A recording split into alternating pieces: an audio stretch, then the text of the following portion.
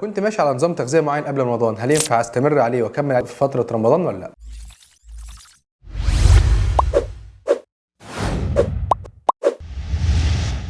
الإجابة بمنتهى البساطة لأن رمضان هو مجرد عبادة أو فترة ربنا سن فيها علينا إن احنا نقنن دخول الطعام خلال اليوم،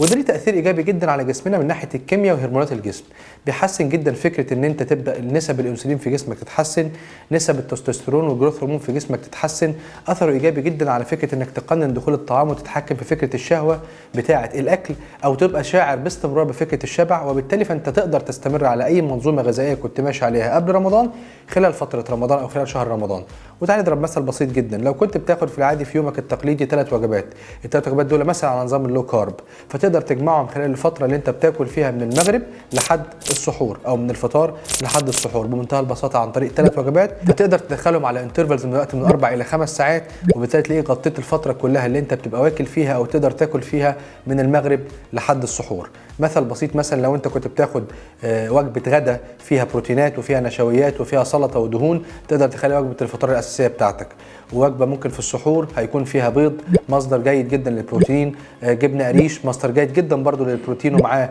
بعض النشويات، ممكن تدخل فول مصدر جدا جيد لبروتينات نباتية عن طريق البقوليات، وبرضو في كمية ألياف كويسة جدا تحسسك بالشبع. تقدر تستخدم الزبادي، تقدر تستخدم منتجات زي السيريالز اللي هم الجرانولا، الشوفان، الكورن فليكس، الحاجات دي ممكن كلها تستخدمها في فترة السحور. ووجبة في النص هتكون فيها كمية أخرى من البروتين لأن جسمك محتاج ده خاصة لو بتتمرن، ويكون معاها بعض الألياف أو النشويات البسيطة اللي ممكن تخش من طريق بطاطس أو فاكهة أو السلطة الخضراء. فبمنتهى البساطة أنت تقدر تستمر على أي منظومة جيدة كنت ماشي فيها قبل رمضان خلال شهر رمضان.